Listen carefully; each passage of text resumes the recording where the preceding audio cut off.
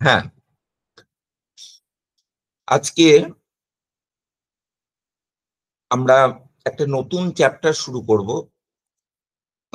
এবার একদম অন্যদিকে আলোচনা যাচ্ছে। কারণ আগে তার আজকের আলোচনাটা লেকচার 53 এই সিরিজের ফার্স্ট সিরিজের।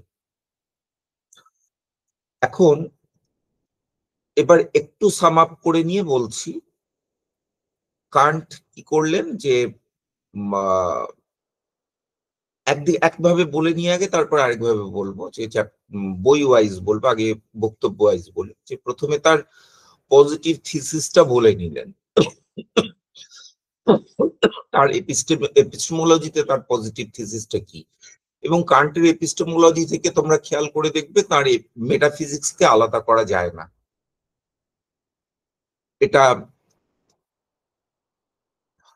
মানে একই সঙ্গে চলছে, এপিস্টেমোলজি এবং মেটাফিজিক্স। কাজে ক্রিটিক অফ পিওর রিজনকে এপিস্টেমোলজির বইও বলা যায়, মেটাফিজিক্সের বইও বলা যায়, কোনো অসুবিধা নেই। কান্ট বলছেন মেটাফিজিক্সের বই, তাই তো ক্লেম করেছেন তিনি তার ফার্স্ট এডিশনের প্রিফেসে, যে এটা মেটাফিজিক্সের বই লিখছি। কিন্তু কথাগুলো ম্যাক্সিমাম এপিস্টেমোলজিক্যাল কথা, কাজে দুটো জুড়ে রয়েছে। তো পজিটিভ দিক দিয়ে তিনি বললেন নলেজটা তো তার ক্ষেত্রে কনস্ট্রাকশন, এবং মেটাফিজিক্সে ওয়ার্ল্ডটাও কনস্ট্রাকশন। কিন্তু কনস্ট্রাকশন হলেও দুটোই রিয়াল। কিভাবে রিয়াল, কিভাবে কনস্ট্রাকশন, তারই ব্যাখ্যা প্রথম দিকটাই করেছেন। সেই ব্যাখ্যাটা যখন শেষ হলো, তারপরে তিনি বলছেন আরো কিছু কনস্ট্রাকশন আছে, এমনকি নেসেসারি কনস্ট্রাকশন আছে যেগুলো আনরিয়াল। সেটা ওই ডায়ালেকটিকের আলোচনা শুরু। সেই কনস্ট্রাকশন গুলো হয়, এবং সেই কনস্ট্রাকশন গুলো এগুলো সাইকোলজিক্যাল বা মেন্টাল। সাইকোলজিক্যাল বললেও হয়তো ভুল হবে, সাইকোলজিক্যাল বললে অন্তত অনেক সময় ইন্ডিভিজুয়ালিস্টিক বলে মনে হয়। এটা ইন্ডিভিজুয়ালিস্টিক নয়, এটা ইউনিভার্সাল, কিন্তু সেইগুলো মেন্টাল। কিন্তু মেন্টাল হলেও সেগুলো আনরিয়াল, সেগুলো ফ্যালাসিয়াস, সেগুলোর মধ্যে দোষ আছে, সেই চিন্তার মধ্যে দোষ আছে। এতদূর পর্যন্ত একটা অংশে বললেন। তারপরে এই সেকেন্ড বুক এসে বলছেন ট্রান্সেন্ডেন্টাল ডায়ালেকটিকে। ট্রান্সেন্ডেন্টাল ডায়ালেকটিকে ফার্স্ট বুকে ওই সমস্ত বললেন, ফ্যালাসি হলো, আনরিয়াল হলো, এই সমস্ত কথা বললেন। সেকেন্ড বুকে এসে বলছেন দ্য ট্রান্সেন্ডেন্টাল ডায়ালেকটিক, এটা হচ্ছে চ্যাপ্টার 3 সেকেন্ড বুকে। তাতে বলছেন ideal of pure reason. Pure রিজনের এটা আইডিয়াল, কাজে পিওর রিজনের এইটা ছাড়া চলবে না। আইডিয়ালটা কে সেটা বলবো। আইডিয়াল কি আর আইডিয়া কি সেই কথাটা, আইডিয়া কি এই কথাটা আমি হয়তো স্পষ্ট করে কোথাও বলিনি, কিন্তু বলেছি আইডিয়া কথাটা নিয়ে কান্টের খুব রিজার্ভেশন আছে, খুব স্ট্রিক্ট সেন্সে ইউজ করতে চাইছেন। কি অর্থে ব্যবহার করতে চাইছেন সেটা এখানে বলবো। এখন বইয়ের দিকে তাকালে বইটা কিন্তু ভাগ করা হয়েছে এইভাবে, যে প্রথমে হচ্ছে ডক্ট্রিন অফ এলিমেন্টস। এখন দেখো, নলেজের ক্ষেত্রে দুরকম জিনিস থাকে। নলেজ হচ্ছে ওর ক্ষেত্রে রিলেশন অফ টু মানে রিলেশন অফ রেপ্রেজেন্টেশনস। যেমন ভাবে লক বলেছিলেন নলেজ হচ্ছে রিলেশন অফ আইডিয়াস, তাহলে নলেজ একটা রিলেশনকে বোঝায় সহজ করে বললে। জাজমেন্ট, নলেজ, সেন্টেন্স, এগুলো রিলেশনকে বোঝায়। নলেজের ক্ষেত্রে বা জাজমেন্টের ক্ষেত্রে রিলেশনটা কার মধ্যে? রিলেশন অফ রেপ্রেজেন্টেশনস এর মধ্যে। রেপ্রেজেন্টেশন গুলো হলো এলিমেন্টস, রাফলি স্পিকিং। তাহলে আমি যখন বিষয়টা নিয়ে কথা বলছি, বিষয়গুলো নিয়ে কথা বলছি, তখন হচ্ছে এলিমেন্টস। নলেজ সেগুলো হচ্ছে এলিমেন্টস। তাই ডক্ট্রিন অফ এলিমেন্টস। তার আবার জাজমেন্টটা নিজে একটা এলিমেন্ট হয়ে উঠতে পারে, কারণ জাজমেন্টটা নিজে একটা বিষয় হয়ে উঠতে পারে। তো ডক্ট্রিন অফ এলিমেন্টস এর দুটো ভাগ করেছেন, ট্রান্সেন্ডেন্টাল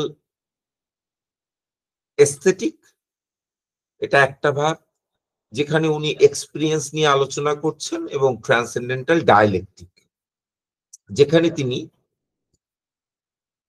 দুটো ফ্যাকাল্টি নিয়ে transcendental aesthetic and transcendental logic. Transcendental এস্থেটিকে উনি আলোচনা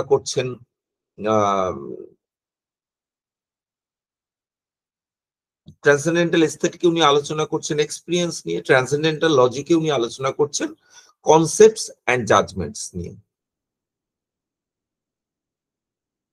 আমরাও তাই করি, এমনি জেনারেল লজিকেও তাই করি, কনসেপ্টস আর জাজমেন্টস নিয়ে আলোচনা করি। আমরা বলি সাবজেক্ট প্রেডিকেট, এটা নিয়েও আলোচনা করি, আবার প্রপোজিশন নিয়েও আলোচনা করি। সেটাই আমরা লজিকে করি, কিন্তু এটা ট্রান্সেন্ডেন্টাল লজিক, খেয়াল রাখতে হবে। ওই লজিকটা ফর্মাল লজিক, যেটা জেনারেল লজিক বলে কান্ট বলেন, সেটা ফর্মাল লজিক, এটা ট্রান্সেন্ডেন্টাল লজিক। তারও দুটো পার্ট, একটা হচ্ছে তার কনসেপ্টস, এই কনসেপ্টস গুলো নিয়ে তিনি আলোচনা করছেন ট্রান্সেন্ডেন্টাল অ্যানালিটিকে।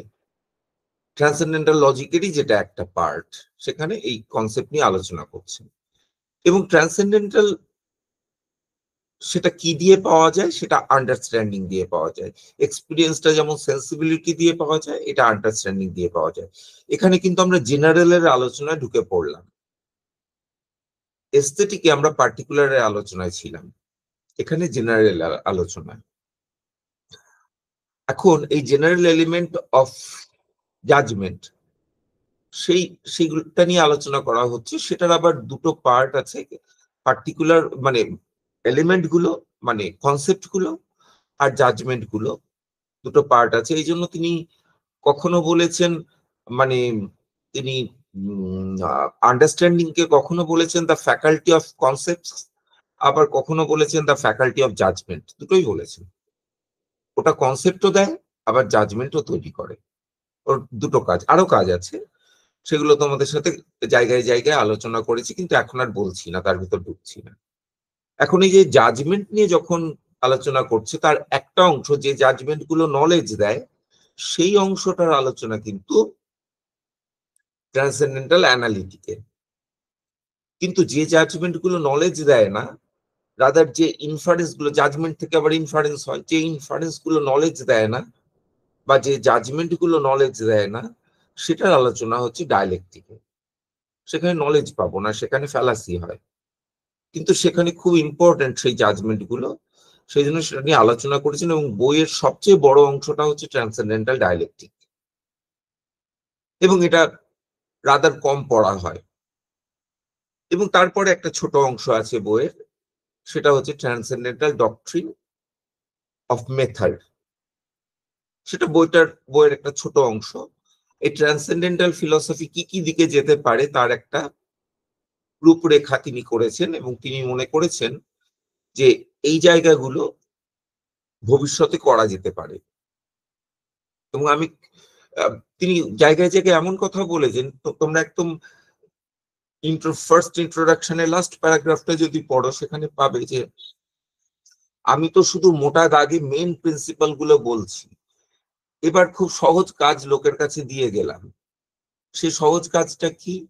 এই যে আমি প্রিন্সিপাল গুলো বলে দিলাম, এর থেকে ডেরিভেশন করে, মানে ডিডাকশন করে অন্য প্রিন্সিপাল গুলো বের করে ফেলা যায়। এর থেকে ডিডাকশনে কি আসে? লজিকের নিয়মে যা আসবে তাই আসবে।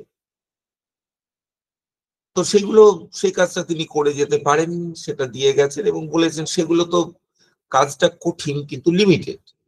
কারণ কি কি কনক্লুশন আছে তার একটা লিমিট আছে, তুমি যে কোনো কনক্লুশন তো আনতে পারবে না। ওর থেকে যা যা কনক্লুশন আসে লজিক্যালি, সে কটাতেই আসতে হবে। কাজে কাজটা ফাইনাইট কাজ, ফাইনাইট কাজ কেউ করে ফেলতে পারে, এটা শুধু বুদ্ধির দরকার হয়, এটা বলেছিলেন। এবং এর মজার জায়গাটা হচ্ছে, শুনলাম নাকি এরকমও লোক আছেন যারা সেই কাজটা করতে চেষ্টা করেছেন এবং করতে পারেননি বলে সুইসাইড করেছেন। যাই হোক, এই বাজে শব্দটা ব্যবহার করার জন্য সরি বলছি, কিন্তু এরকম গল্পও শুনলাম। তো মানুষের মাথায় কি ঘোরে বলা যায় না। আমরা আলোচনা করছি এবার ideal of pure reason. Pure reason একটা আইডিয়াল খোঁজে, কিভাবে খোঁজে সেইটা দেখা যাক। বা কেন খোঁজে, কেন সেটা আমাদের কাছে নেসেসারি, এটা না খুঁজে আমাদের উপায় নেই, অন্তত কান্ট মনে করছেন। এখন তো আমরা কান্টের চোখ দিয়ে পৃথিবীটা দেখছি, তো কান্ট যেটা মনে করছেন সেরকম ভাবেই আমাদের বুঝতে হবে। এক মিনিট, আমার মার্কারটা কোথায় গেল?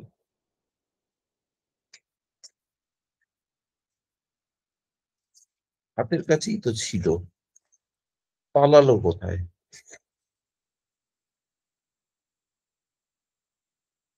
যাই হোক, ওকে পরে খুঁজে বের করবো।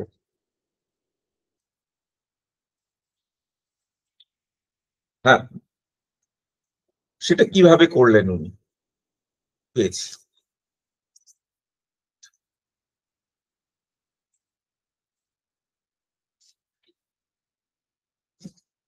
দেখো, আইডিয়া আর কনসেপ্ট এটা নিয়ে একটু নোট বলি, তারপরে বলে এগোলে তোমাদের সুবিধা হবে। তোমরা যদি ওই ক্লাসিক্যাল ডেকার্ট, স্পিনোজা, লাইবনিজ তোমরা পড়েছো এবং তোমরা ক্লাসেও পড়াও, সেখানে দেখবে যে আইডিয়া আর কনসেপ্ট অনেক সময় সিনোনিমাসলি ইউজ করা হয়। কনসেপ্ট আর আইডিয়া যেন একরকম। হিউমের ক্ষেত্রে একটু আলাদা, কিন্তু বাকি ক্ষেত্রে অনেকটা একরকম। কনসেপ্ট গুলো কি করে, মানে ওখানে একটা ভেগলি যেন ইউজ করা হয় কনসেপ্টটা, অনেক ক্ষেত্রে কনসেপ্ট কথাটাকে, অনেক ক্ষেত্রে বা আইডিয়া কথাটাকে, কনসেপ্টটা নয় আইডিয়া কথাটাকে রাদার অ্যাম্বিগুয়াস সেন্সে ইউজ করা হয়। হিউমের ক্ষেত্রে হিউম বলেছেন সেন্সেশনের কপি হচ্ছে আইডিয়া, তাহলে পার্টিকুলার আইডিয়া পার্টিকুলার হয়। আবার তিনি জেনারেল আইডিয়ার কথা বলেছেন, যেমন মনুষ্যত্বের আইডিয়া জেনারেল আইডিয়া। অনেকে অনেক আবার কমপ্লেক্স আইডিয়ার, হিউমো কমপ্লেক্স আইডিয়ার কথা বলেছেন, সোনার পাহাড় এরকম কমপ্লেক্স আইডিয়া আমরা বানাতে পারি। তাহলে আইডিয়া পার্টিকুলার হলো পার্টিকুলার না জেনারেল? কখনো পার্টিকুলার কখনো জেনারেল, এটা খুবই কনফিউজিং। কিন্তু কান্ট তো একদম পার্টিকুলারকে জেনারেলের থেকে আলাদা রাখছেন। কান্টের ক্ষেত্রে খুব সমস্যা। এখন দেখো, এবং আইডিয়াটা এক্সপিরিয়েন্সের থেকে জেনারেলাইজ করে আইডিয়া, জেনারেল আইডিয়ায় আমি পৌঁছাতে পারি, এরকম একটা ক্লেম। কান্ট তো দেখিয়েছেন এক্সপিরিয়েন্স থেকে জেনারেলাইজ করে জেনারেল আইডিয়া সবসময় পৌঁছানো যায় না, কোনো কোনো ক্ষেত্রে পৌঁছাতে পারি। যেমন বাঘের আইডিয়া আমি এক্সপিরিয়েন্স থেকে জেনারেলাইজ করে পৌঁছাতে পারি, সব সময় পারি না। সাবস্টেন্সের আইডিয়ায় পৌঁছাতে পারবো না, সাবস্টেন্সের এক্সপিরিয়েন্স আমার হয় না, সেই অর্থে হয় না। তাহলে আইডিয়াটা কি জিনিস? ওই জেনারেলটাকে কান্টের ভাষায় জেনারেলটা হচ্ছে কনসেপ্ট, কনসেপ্টের জেনারেল। কনসেপ্টের জন্য কান্ট দুটো শব্দ ব্যবহার করেছেন, কনসেপ্ট আর ক্যাটেগরি। জেনারেল মাত্রই কনসেপ্ট, মানে জেনারেল রিপ্রেজেন্টেশন মাত্রই কনসেপ্ট, এবং জেনারেল রিপ্রেজেন্টেশন কনসেপ্ট গুলোর মধ্যে যেগুলো পিওর বা আপ্রায়ারাই সেগুলো হচ্ছে ক্যাটেগরি। 12টা ক্যাটেগরির কথা বলেছেন। কিন্তু আইডিয়া গুলো একটু অন্য ধরনের জিনিস। আইডিয়া হচ্ছে তুমি ওই অর্থে জেনারেল বলতে পারবে না, আইডিয়া গুলো কিন্তু পার্টিকুলার। এবং মানে দেখো, ন্যায় দর্শন যারা ওই সামান্য মানেন, ন্যায় দার্শনিক যারা সামান্য মানেন, বৈশেষিক, ওরা কিন্তু সামান্যকে বলেছেন নিত্যম একম, ওটা এক পার্টিকুলার। ওটা এক অর্থে জেনারেল, কেন না ওর আন্ডারে অনেক কিছু আসে, সাবজিউম করে, কিন্তু ওটা নিজে এক পার্টিকুলার। কিন্তু পার্টিকুলার হলে তো তার ইন্টুইশন হবে, পার্টিকুলারকে তো ইন্টুইশনে পাওয়া যায়। নৈয়ায়িক বলবেন ওটা ইন্টুইশনে পাওয়া যায়, বৈশেষিক বলবেন, ওটাকে ইনটুইশনে পাওয়া যায় না, ওটাকে ইনফার করতে হয়। এবং অভিজ্ঞতাবাদীরা জেনারেলি বলবেন ওটাকে ইনফার করতে হয়, এক্সপিরিয়েন্স থেকে ইনফার করতে হয়। কান্ট বলছেন পার্টিকুলার থেকে তুমি জেনারেলে যেতে পারবে না। কান্টের মধ্যে মডার্ন লজিকের অনেক ইনসাইটস আছে। এই যে পার্টিকুলার থেকে জেনারেলে যাওয়া যায় না, এই ইনসাইটটা যেটা বুলিয়ান ইনসাইট, এই ইনসাইটটা কিন্তু কান্টের মধ্যে ছিল। কান্ট নিজে ধরতে পারেননি, নিজে খুব স্ট্রংলি বিলিভ করতেন যে আমি অ্যারিস্টটেলিয়ান লজিকের মধ্যেই রয়েছি, কিন্তু তিনি নেই অ্যারিস্টটেলিয়ান লজিকের মধ্যে। তিনি অনেক জায়গায় বেরিয়ে এসেছেন, এই ইউনিভার্সাল পার্টিকুলারের জায়গায়, এবং এই জায়গায় যে ইউনিভার্সাল পার্টিকুলার একদম আলাদা ধরনের জিনিস এটা বললেন। তারপরে বললেন মানে জেনারেল ইউনিভার্সাল নয়, জেনারেল আর পার্টিকুলার একদম আলাদা ধরনের জিনিস এটা বললেন, যেটা স্ট্রিক্টলি ফ্রেগিয়ান লজিকে এটা মেনটেন করা হয়। তারপরে বুলিয়ান লজিকে যেটা বলা হয়েছে যে পার্টিকুলার থেকে জেনারেলে যাওয়া যাবে না, সেটাও কান্ট মানেন। তার মানে ওই ইনফারেন্সটা হবে না, লজিক্যাল ইনফারেন্স হবে না। একটা ইনফারেন্স হয়, সত্যি করেই তো আমরা অনেক বাঘ দেখে একটা বাঘের আইডিয়া তৈরি করি, বাঘের কনসেপ্ট তৈরি করি, আইডিয়া বলবো না, কনসেপ্ট তৈরি করি, হয়। কিন্তু ওইটা সেই অর্থে কান্টের, কান্ট বলবেন ওইটা সেই অর্থে স্ট্রিক্টলি ইউনিভার্সাল নয়। অর্থাৎ লজিকে যেরকম তুমি ডিডাকশনে নেসেসারিলি তুমি ইউনিভার্সাল থেকে পার্টিকুলারে আসতে পারো, সেটা আর করা যাবে না। অল মেন আর মর্টাল থেকে তুমি সাম মেন আর মর্টালে there is at least one man who is mortal, এটা আসতে পারবে না। জর্জ বুলে তাই বলেছেন। এই ইনসাইটটা কান্টের মধ্যে আছে।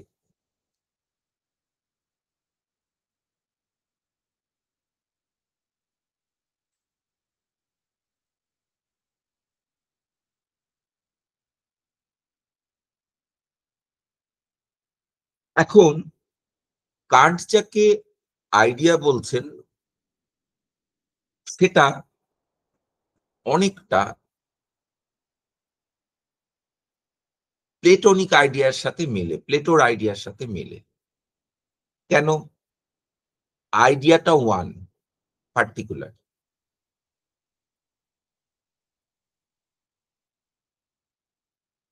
আবার মেলে না অনেকটা, বেশিটা ন্যায়ের সাথে মেলে।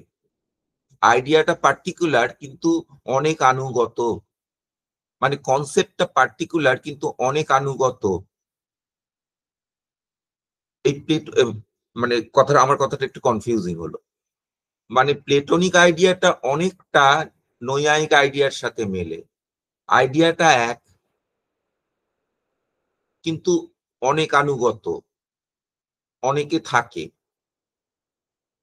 কিন্তু এই সম্বন্ধটা কি, এটা নৈয়ায়িকরা একদম বলে দিয়েছেন, সম্বন্ধটা হচ্ছে সমবায় সম্বন্ধ, ইনহেরেন্স বলে দিয়েছেন। প্লেটোর কাছে এই সম্বন্ধটা খুব কনফিউজড। প্লেটো অনেকটা কনফিউজড এই সম্বন্ধটার ক্ষেত্রে। সম্বন্ধটা কি হবে, এক এক জায়গায় এক জায়গায় বলেছেন কপি, এক জায়গায় বলেছেন পার্টিসিপেশন, কপি পার্টিসিপেশন, এই সমস্ত কথা বলেছেন। কিন্তু সম্বন্ধটা সেরকম নয়, এটা সেট আর মেম্বারের সম্পর্ক, সম্বন্ধ নৈয়ায়িকের ক্ষেত্রে। প্লেটোর ক্ষেত্রে কপির সম্বন্ধ পর্যন্ত ঠিক আছে, পার্টিসিপেশনের সম্বন্ধটা ঠিক। পার্টিসিপেট করে কি, তুমি একটা সভায় পার্টিসিপেট করো, তো তুমি কি করে মনুষ্যত্বে পার্টিসিপেট করবে? ওটা কি সভা নাকি?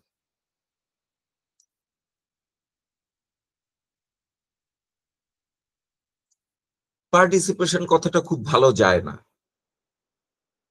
আবার ওই মনুষ্যত্ব মানুষের মধ্যে ইনস্ট্যান্সিয়েটেড হয়, এই কথাটা তো প্লেটো বলছেন না, কারণ ওটা কপি।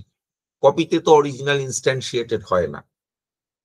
হ্যাঁ, ওই অরিজিনাল যতটা ইনস্ট্যান্সিয়েটেড হয় ততটাই হয়, কিন্তু নৈয়ায়িকের কাছে অ্যাকচুয়ালি ইনস্ট্যান্সিয়েটেড হয়, ওর মধ্যে থাকে সমবায় সম্বন্ধে, মানুষের মধ্যে মনুষ্যত্ব থাকে। কিন্তু প্লেটোর সেই বলাটার সুযোগ নেই, কারণ দুটো ওয়ার্ল্ডের জিনিস, ওটার মধ্যে থাকতে পারবে না। ইনস্ট্যান্সিয়েটেড হয় একটা অর্থে বোঝা যায় যে আসলের সঙ্গে মূর্তির সম্পর্ক, ওই কপির সম্পর্ক, কপিটা হচ্ছে ইনস্টান্স। আমি নেতাজির 100টা মূর্তি বানালাম, তাহলে নেতাজি 100টা মূর্তিতে ইনস্ট্যান্সিয়েটেড হলেন, কিন্তু 100টা মূর্তির মধ্যে নেতাজি আছেন এই কথাটা আর বলা যাবে না। এটা প্লেটোর দিক থেকে বলছি। এবং সত্যি করেই তাহলে নেতাজির মূর্তি আর অরিজিনাল নেতাজি, এটা যেন প্লেটোর নেতাজির কনসেপ্ট আর নেতাজির সম্বন্ধেটাকে রেপ্লিকেট করে অনেকটা, কিন্তু নৈয়ায়িকের সম্বন্ধটাকে আবার রেপ্লিকেট করে না। কারণ নৈয়ায়িকের তো গরুর পিঠের ওপর গর্ত থাকতে হবে, তাহলে নেতাজির মূর্তির ওপর নেতাজিকে থাকতে হবে, তো নেতাজি তো থাকেন না নেতাজির মূর্তির ওপর, কাজেই সেটা হবে না, ওই রকম ভাবে করলে হবে না। তাহলে কি হবে? এখানে যেটুকু আমাদের দরকার সেটুকু নিই, সেটুকু এই যে বোঝা গেল, এই পার্থক্যগুলো বোঝা গেল, অন্তত এই অংশটুকু আমাদের দরকার যে আইডিয়াটা পার্টিকুলার, অথচ সেটা এক্সপিরিয়েন্সে ধরা পড়ে না, এক্সপিরিয়েন্সের বিষয় নয়। নৈয়ায়িকের থেকেও আবার সরে এলো। নৈয়ায়িকের ক্ষেত্রে ধরো তুমি যখন ঘটের সঙ্গে সংযোগ সন্নিকর্ষ হচ্ছে চক্ষুর, তখন সংযুক্ত সমবায় সন্নিকর্ষে ঘটত্বকেও দেখতে পাচ্ছ, এটা বলবেন না কান্ট। ওটাকে প্রত্যক্ষ করা যায় চোখের সাহায্যে, আমরা জেনারেলকে দেখি, এটা হয় না,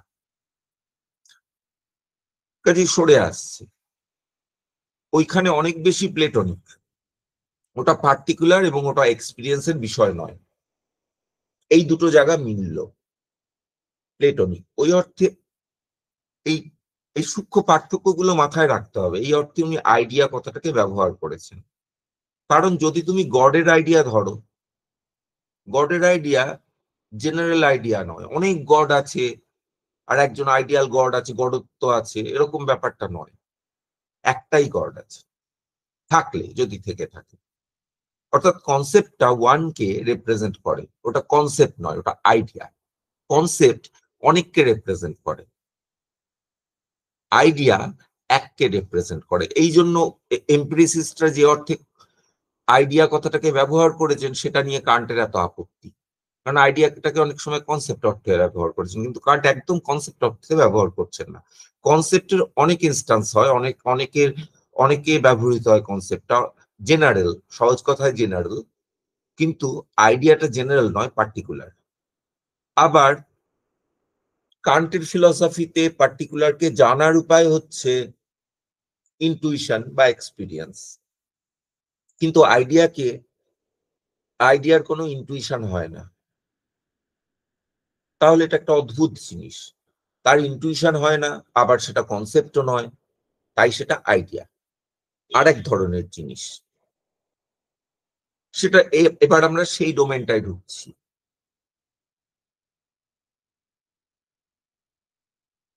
এখন তুমি কি করবে? ডেমোক্রেসি এটা কনসেপ্ট না আইডিয়া, মানে এই পার্থক্যগুলো মাথায় রাখলে, আমরা সাধারণত বলি ডেমোক্রেসির কনসেপ্ট, ফ্রিডমের কনসেপ্ট, কিন্তু এই পার্থক্যগুলো মাথায় রাখলে তখন চিন্তা হয় ফ্রিডম মানে অনেক ফ্রিডমের ইনস্টান্স আছে এরকম বলবো, এটা তো বলা খুব মুশকিল। অনেক ডেমোক্রেসির ইনস্টান্স আছে, ওটা জেনারেল, এটা বলা মুশকিল। অনেক গড আছে, অনেক ইনস্টান্স আছে, গড এর কনসেপ্টটা তার একটা জেনারেল, এটা বলা মুশকিল। কাজে এই ক্ষেত্রগুলোতে এগুলোর যেহেতু আমাদের ইনটুইশন হয় না, তাই তার পার্টিকুলার আছে এরকম বলতে পারি না, এগুলো অ্যাবস্ট্রাক্ট। এই জাতীয় জিনিসগুলোকে কান্ট আইডিয়া বলতে চাইছেন। অনেক জায়গায় কনসেপ্ট কথাটা ইউজ করেছেন কান্ট লুজলি, কিন্তু যখন সাবধান হয়েছেন তখন কিন্তু আমাদের বুঝিয়ে দিয়েছেন যে এগুলো আইডিয়া, এগুলো কনসেপ্ট নয়। যেমন কান্ট তো এমন কথাও বলেছেন, the concept of speech and the concept of time. তো স্পেস আর টাইম তো কনসেপ্ট নয়, ফর্ম অফ ইন্টুইশন, কনসেপ্ট তো নয়। কিন্তু ফর্ম অফ ইন্টুইশনের আমাদের একটা কনসেপ্ট, একটা সেকেন্ড অর্ডার কথা বলছেন, ওটা সম্পর্কে কথা বলছেন, ওইটার কনসেপ্ট। ডাইরেক্ট ফর্ম অফ ইন্টুইশনটাকে নিয়ে বলছেন। আমি বলতে পারি বেবি, যখন বলি তখন বেবিকে বোঝায়, বলে বেবি মানে ওই বাচ্চা নয়, বেবি মানে বেবি মন্ডল, নাম দেখতে পাচ্ছি, বেবিকে বোঝায়।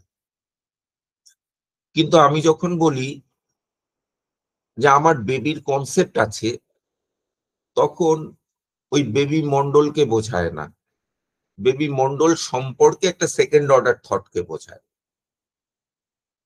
সেই অর্থে তিনি বলছেন the concept of speech, the concept of time. তখন ডাইরেক্ট ওই ফার্স্ট অর্ডার কথাটা বলছেন না, সেকেন্ড অর্ডার কথাটা বলছেন। মানে স্পেস টাইম নিয়ে বলছেন না, স্পেস টাইম সম্বন্ধে কথা বলছেন। এবার এসো এখানে কি আলোচনা করা হচ্ছে। দেখো, এই যে ডায়ালেকটিকের প্রথমে তিনি আলোচনা করলেন যে প্যারালজিজম নিয়ে। প্যারালজিজমে তিনি খেয়াল করে দেখেছো, মূল বিষয়টা হচ্ছে ক্যাটেগরিক্যাল সিলোজিজম নিয়ে আলোচনা করছেন। সেখানে ফ্যালাসি অফ ফোর টার্মস, এগুলো তো ক্যাটেগরিক্যাল সিলোজিজমই হয়। ক্যাটেগরিক্যাল সিলোজিজম নিয়ে আলোচনা করছেন, এবং অ্যান্টিনমি যেখানে আলোচনা করছেন সেটার কিন্তু প্যারাডাইমটা হচ্ছে, তার স্ট্রাকচারটা হচ্ছে হাইপোথেটিক্যাল সিলোজিজম। কারণ কজ এফেক্ট এটা main structure, condition and conditioned এটাই main structure. Condition and conditioned এটা পি ইমপ্লাইজ কিউ এর স্ট্রাকচার। এটা হাইপোথেটিক্যাল সিলোজিজম নিয়ে আলোচনা করছেন সেখানে মেনলি। আর এইবার যে আলোচনাটা করবেন সেটা হচ্ছে ডিসজাংটিভ সিলোজিজমের স্ট্রাকচার। এই পার্টে যে আলোচনাটা করবেন,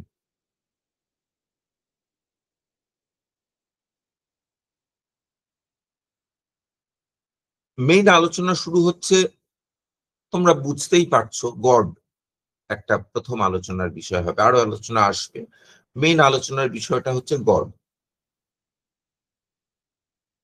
তোমরা একটু খেয়াল করে দেখো যে ওই যেখানে যখন তিনি ডিসজাংটিভ প্রপোজিশন নিয়ে আলোচনা করছিলেন, সেটাকে তিনি বলেছিলেন রেসিপ্রোকাল কজালিটি। তার ওই জাজমেন্টের যে টেবিল দিয়েছিলেন, সেখানে যে ডিসজাংটিভ জাজমেন্ট ছিল, তার করেসপন্ডিং তিনি যে ক্যাটেগরিটা বলেছিলেন সেটাকে বলেছিলেন রেসিপ্রোকাল কজালিটি বা কমিউনিটি। কথাটার মানে কি, সেখানে যে অ্যানালজিটা দেওয়া হয়েছিল সেটা হচ্ছে ওই বাড়ির অ্যানালজি। একটা বিল্ডিং এর আমি উপরটা আগে দেখতে পারি, নিচেরটা দেখতে পারি, সবটা মিলিয়ে বাড়ি। তো সেইটা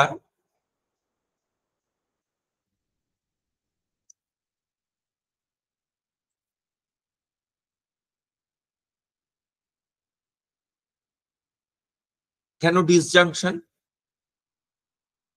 কারণ এখানে দেখো ডিপেন্ডেন্সটা মিউচুয়াল।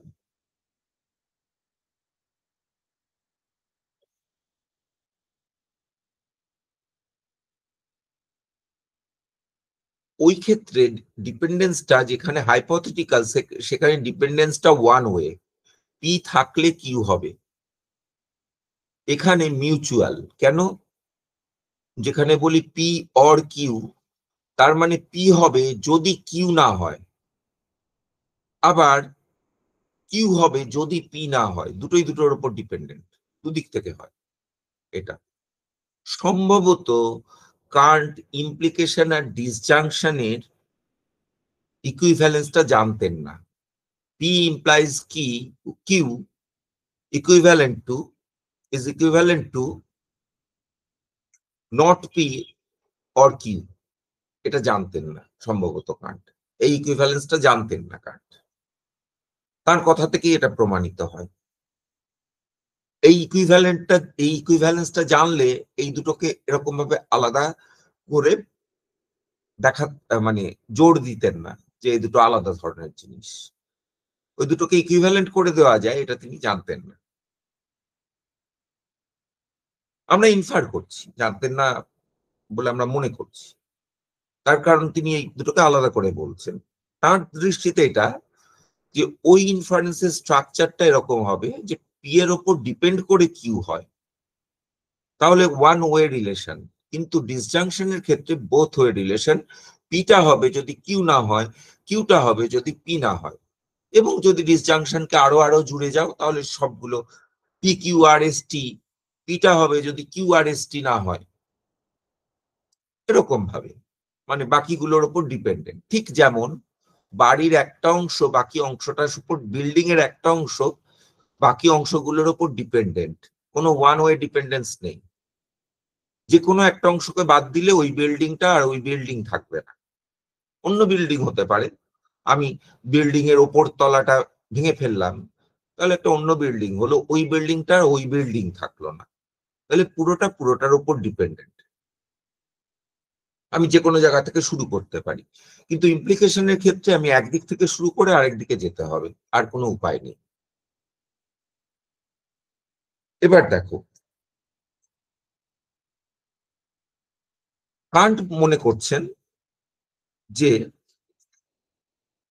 আগে নেসেসিটি নিয়ে আলোচনা করা হয়েছে, কিন্তু কান্ট মনে করছেন কনসেপচুয়ালি নেসেসিটি একটা দরকার। ও এখানে আরেকটা কথা, মানে প্রিলিমসে অনেকগুলো কথা বলা দরকার হয়, তাই প্রিলিমসেই বেশি কথাটা বলে নেওয়া ভালো, পরে তারপরে আর্গুমেন্ট গুলো বুঝতে সুবিধা হয়। একটা ডিবেট আছে ফিলসফিতে, খুব সাংঘাতিক ডিবেট, নেসেসিটি কোথায় থাকে? নেসেসিটি কি ওয়ার্ল্ডে থাকে?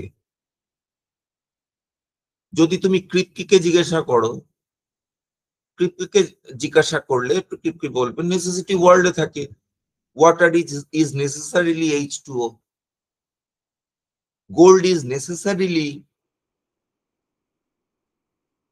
a metal having atomic number 72. তো নেসেসিটি ওয়ার্ল্ডে আছে, এটা মেটাফিজিক্যাল কনসেপ্ট, ওয়ার্ল্ডে আছে।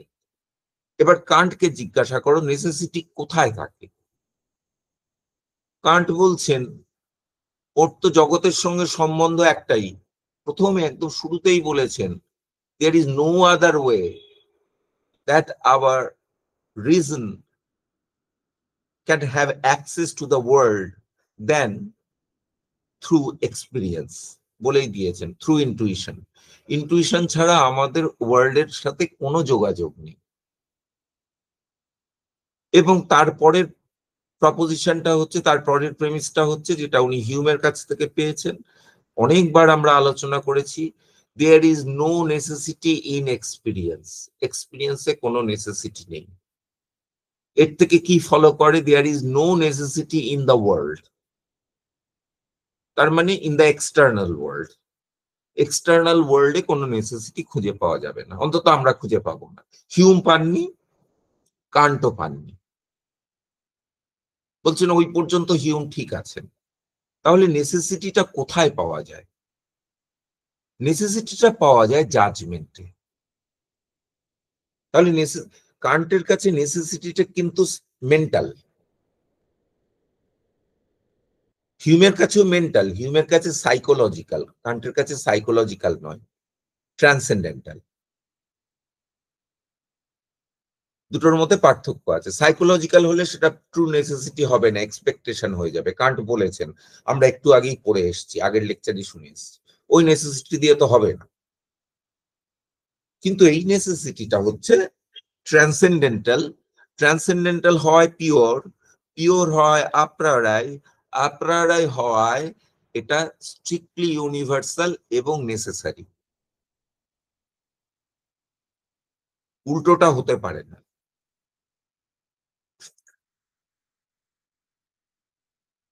তাহলে জাজমেন্টে নেসেসিটি পাই, আমাদের causal principal necessary, mathematics necessary, এবং যদি আমরা ভাবি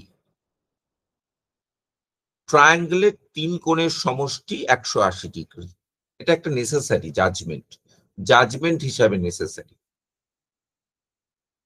কিন্তু এর থেকে এটা ফলো করে না জগতে কোনো ট্রায়াঙ্গেল আছে।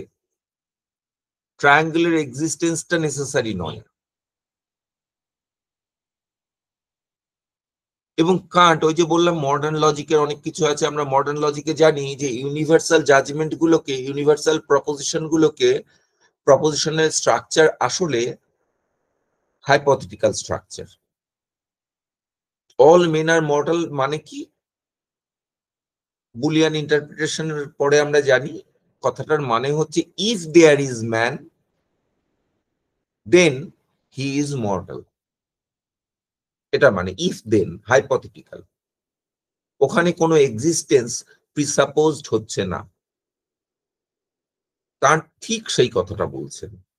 কান্ট ভাবছেন আমি অ্যারিস্টটলিয়ান লজিক করছি, আসলে অনেক অনেক ইনসাইটস কান্টের মধ্যে রয়েছে যেগুলো অ্যারিস্টটলিয়ান লজিকের সঙ্গে মেলে না, বরং ফ্রেগিয়ান লজিক বা মডার্ন লজিকের সঙ্গে মেলে। এটা হাইপোথেটিক্যাল উনি বলছেন। তাহলে ট্রায়াঙ্গেলের 3 কোণের সমষ্টি 180 ডিগ্রি, এটার মানে কি? এটার মানে হচ্ছে if there is any triangle then the sum of its angles would be 180 degree. এটা তার মানে ইফ দেন, ওটা হাইপোথেটিক্যাল। সত্যি করে ট্রায়াঙ্গেল আছে এর থেকে প্রমাণিত হয় না, কিন্তু অ্যারিস্টটলিয়ান লজিকে এটা প্রমাণিত হয় সত্যি করে ট্রায়াঙ্গেল আছে।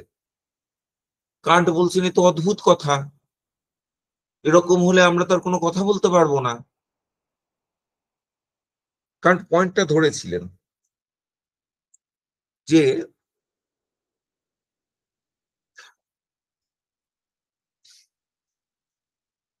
তাহলে আমরা যার সম্পর্কে কথা বলবো সেটাই থাকতে হবে। এটা একটা সাংঘাতিক কঠিন ব্যাপার। এটা ফিলসফি অফ ল্যাঙ্গুয়েজের দিকে বেশি সমস্যা তৈরি করে। ফিলসফি অফ ল্যাঙ্গুয়েজ একটা সাংঘাতিক সমস্যা রয়েছে। অ্যাকচুয়ালি একটা নামের মানেটা কি, একটা ওয়ার্ডের মানে কি, ওয়ার্ডটাকে যদি নেম হিসাবে ধরে নিই তার মানেটা কি? মানেটা হচ্ছে তার রেফারেন্টটা, তার মানে। বেবি কথাটার মানে কি? আমি যাকে বোঝাচ্ছি সেটাই মানে। বেবি বলতে যদি বাচ্চাকে বোঝাই তাহলে সেটাই মানে হয়। বেবি বলতে যদি if the word baby stands for a girl like baby Mondal, তাহলে বেবি বলতে তাকে বোঝায়। তাহলে নামইটাই হচ্ছে নামের কথার মানে। সেই কথাটার মানে তাই, যেখানে বেবি বলতে বাচ্চাকে বোঝাচ্ছি সেখানে নামের মানেটা হচ্ছে বাচ্চাটা, আর যেখানে বেবি বলতে যেখানে একজন ব্যক্তিকে বোঝাচ্ছে তখন বেবি তার নাম। এখন বেবি যদি কোনো কিছু না থাকে, বাচ্চাও নেই, ওই মানুষটাও নেই, বেবি মন্ডলও নেই, তাহলে কি হবে? তাহলে বেবি কথাটা মিনিংলেস হয়ে যাবে। এইবার এটা নিয়ে ফিলসফিতে বহু ঝামেলার তৈরি। যারা ন্যায় কুসুমাঞ্জলি পড়েছো তারা দেখেছো তৃতীয় স্তবকে গিয়ে উদয়ন যে আর্গুমেন্ট দিচ্ছেন সেটা এই প্রিন্সিপালের উপর দাঁড়িয়ে, যে তুমি গড নেই এটা বলতেই পারবে না। গড নেই বলতে গেলে তো তুমি গড বলতে হবে, গড বলে তারপরে বলতে হবে তার সঙ্গে নেই, ঈশ্বর নেই, ঈশ্বর নাস্তি তোমায় বলতে হবে। তো নাস্তি বিশেষণটা কাকে দিচ্ছ সেটা থাকতে হবে, নাহলে না ঈশ্বরের কথাটার মানে হয় না। তুমি একটা অর্থহীন কথা বলছো, তোমার কথাটার মানে বের করতে গেলে ঈশ্বর অস্থি হয়ে যাবে। এটাই আর্গুমেন্ট। কান্ট এই প্রিন্সিপালটা মানেন না, সরাসরি চ্যালেঞ্জ করছেন। কিন্তু যারা এই প্রিন্সিপালটা মানেন তাদের ক্ষেত্রে এটা সত্যিকারের সমস্যা। তারা কিভাবে ব্যাখ্যা দেন? তাদের ব্যাখ্যাটা তোমরা শিখেছো, তাই জন্য একটু বলি। ব্যাখ্যাটা এই যে তাহলে তো সোনার পাহাড় নেই বলতে আমি কোনোদিন পারবো না, সোনার পাহাড় তাহলে থাকতে হবে, সোনার পাহাড় নেই একটা সেলফ কন্ট্রাডিক্টরি স্টেটমেন্ট হয়ে যাবে। হিউম কি উত্তর দেবেন? হিউম এই উত্তরটা দেবেন যে আমি সোনা জানি, পাহাড় জানি, সোনা আছে, পাহাড় আছে, ওই দুটোকে সোনার পাহাড় করেছি জুড়ে দিয়ে, তাই সোনার পাহাড় নেই বলতে পারি। ওটা আসলে সিম্পল আইডিয়া নয়, ওটা কমপ্লেক্স আইডিয়া। সিম্পল আইডিয়ার করেসপন্ডিং থাকতে হবে। সিম্পল আইডিয়া জুড়ে যে কমপ্লেক্স আইডিয়া পেয়েছি সেটা সোনা এবং পাহাড় এই দুটোকে জুড়ে যেটা হয় সেটা নেই বলতে কোনো অসুবিধা নেই। সোনার মানে আছে, পাহাড়ের মানে আছে, এটা একটা উত্তর। সেই উত্তরটা অনেক দূর পর্যন্ত খাটে। অর্থাৎ সোনার পাহাড় কোনো নাম নয়, এটা একাধিক নামের সংযুক্তি। সোনা একটা নাম, পাহাড় একটা নাম, তার সংযুক্তি, দুটো নাম ভেঙে দিতে পারি, বিশ্লেষণ করে দেওয়া যায়। সোনা এবং পাহাড় একসঙ্গে নেই, এটার মানে তাই। মানে একই বস্তু সোনা এবং পাহাড় হতে পারে না, এটা এই অর্থটা দাঁড়ায়। তো সেটা তো বুঝতে পারি, একই বস্তু বলতেও কি বোঝায় বুঝি, সোনা বলতেও কি বোঝায় বুঝি, পাহাড় বলতেও কি বোঝায় বুঝি। তো সেরকম জিনিস নেই, কোনো অসুবিধা নেই। কিন্তু তোমরা রাসেলের থিওরি অফ ডেসক্রিপশন জানো। রাসেল বলছেন এটা অসুবিধা হয়ে যাবে অন্য ক্ষেত্রে।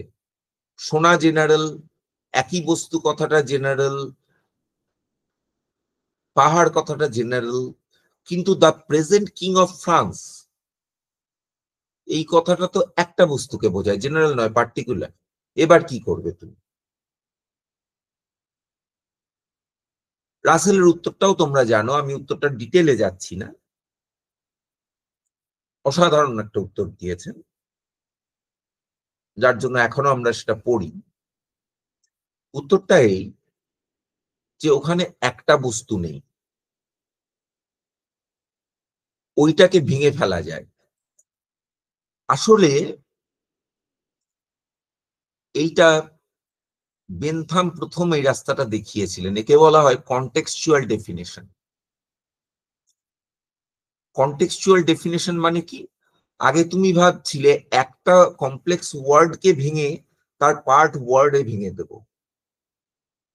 সেটা করা যাবে না। এখানে এখানে কনটেক্সচুয়াল ডেফিনিশন দিতে হবে। কনটেক্সচুয়াল ডেফিনিশন কথাটার মানে কি? একটা ওয়ার্ডের কনটেক্সট কি? ওয়ার্ডের কনটেক্সট হচ্ছে সেন্টেন্স। সেন্টেন্সের কনটেক্সটেই ওয়ার্ড অকার করে। তাহলে একটা বাক্যের মধ্যেই শব্দ বসে, তাহলে বাক্যটাই তার প্রেক্ষিত। তাহলে বাক্যের সাহায্যে ওয়ার্ড টু ওয়ার্ড ডেফিনিশন ভেঙে দেওয়া যাবে না। এখানে প্রেজেন্ট ভেঙে দাও, কিং ভেঙে দাও, দা ভেঙে দাও, ফ্রান্স ভেঙে দাও, হবে না, সেভাবে হবে না। এখানে সেন্টেন্সে ভাঙতে হবে। কিভাবে ভাঙতে হবে? There is at least one person who is the present, মানে the present king of France is bald. এই যে সেন্টেন্সটা, পুরো সেন্টেন্সটাকে ভাঙতে হবে। There is at least one person who is the present king of France. There is at least one person who is the present king of France, and whoever is the present king of France is bald. এই তিনটে সেন্টেন্সে ভাঙতে হবে। তাহলে দেখো contextual definition আমি ভেঙে দিলাম। আসল সমস্যাটা হচ্ছে থিওলজিতে হোয়াট অ্যাবাউট গড, গডকে কি করব, সেটা নিয়ে আলোচনা হবে। অন্তত কান্ট কোন রাস্তায় যাচ্ছেন এটা বোঝা গেল, যে প্রথমেই কেটে দিলেন যে গড বলতে গেলেই গডের এক্সিস্টেন্স থাকতে হবে, এটা দরকার নেই। কান্ট রাসেলের ডেফিনিট ডেসক্রিপশনের থিওরি অবভিয়াসলি জানতেন না, কিন্তু এই ইনসাইটটা ছিল যে ওইটা সবসময় লাগাতে হবে, ওই প্রিন্সিপালটা। রাসেল কিন্তু ওই প্রিন্সিপালটা স্টিক করে থাকলেন, কান্ট ওই প্রিন্সিপালটাকেই চ্যালেঞ্জ করলেন, করে বলছেন এটা সবসময় দরকার নেই। কতদূর রাসেল ঠিক কতদূর কান্ট ঠিক সেটা তোমরা ঠিক করো, কিন্তু কান্ট ওই জায়গাটা ওইভাবে ধরলেন, ওই প্রিন্সিপালটা কি কাটলেন, বুঝলেন ওইটা ওই জায়গাটায় গন্ডগোল আছে, ঝামেলা আছে, যে therefore তার মানে কি, you cannot define anything into existence. তুমি কোনো কিছুকে শব্দের দ্বারা কোনো কিছুর এক্সিস্টেন্স সূচনা করে দিতে পারবে না।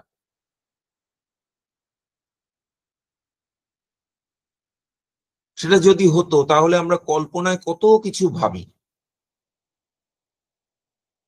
সেগুলোর এক্সিস্টেন্স সব প্রমাণিত হয়ে যেত, পক্ষীরাজ ঘোড়া ইত্যাদি ইত্যাদি। সেটা হয় না। যারা ওই প্রিন্সিপালে স্টিক করে থাকবেন তারা বলবেন ওইটাকে ভেঙে ফেলা যায়। কান্ট ওই রাস্তাটা ধরলেন না, করে বললেন ওইটাই করা যাবে না, ওই প্রিন্সিপালটাই গন্ডগোল আছে। এবার দেখা যাক আর কি বলবেন।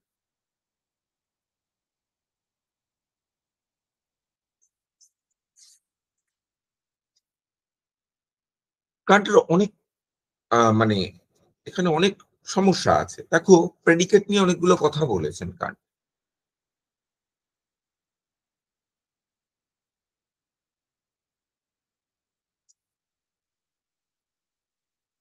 প্রেডিকেট কি কি হতে পারে?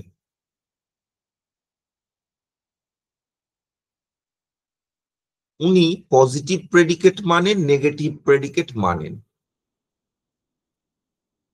মানে সদর্থক প্রেডিকেট এবং নেতিবাচক প্রেডিকেট দুটোই মানেন, অস্তিবাচক প্রেডিকেট এবং নেতিবাচক প্রেডিকেট সে দুটোই মানেন।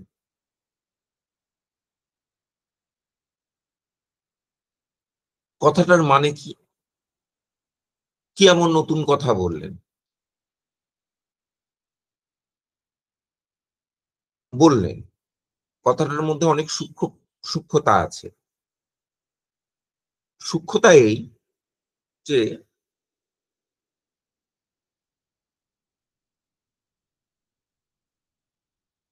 দেখো প্রত্যেকটা কথা এখানে যা যা বলবেন সবই কন্ট্রোভার্সিয়াল, অনেক অনেক কন্ট্রোভার্সি আছে আমি তার ভিতর ঢুকছি না, একটু আধটু জায়গায় হিন্ট দেবো, কিন্তু সব ভেতরে ঢুকতে গেলে আমাদের আলোচনা এগোবে না। যে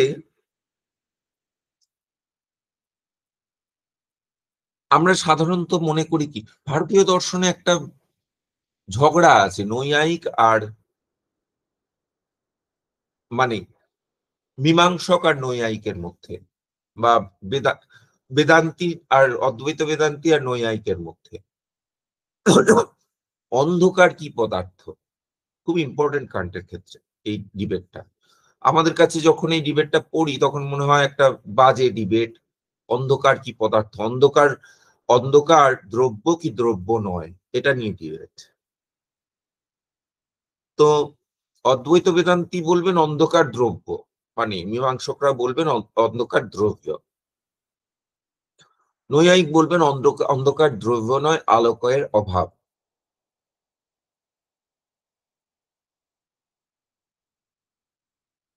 কি যুক্তিতে বলেন দ্রব্য? বলেন দ্রব্যের বৃদ্ধি বা হ্রাস হয়, যেমন বেশি আগুন কম আগুন, বেশি চাল কম চাল হয়, অন্ধকারের বৃদ্ধি বা হ্রাস হয়, কাজে অন্ধকার দ্রব্য, এই জাতীয় যুক্তি দিয়েছেন যারা দ্রব্য বলেন। এখানে নৈয়ায়িক অন্য কথা বলেন, বলেন আলোকের অভাব অন্ধকার, বেশি আলো কম আলো, সেটা উল্টো করে বললেই আলোকের অভাব অন্ধকার।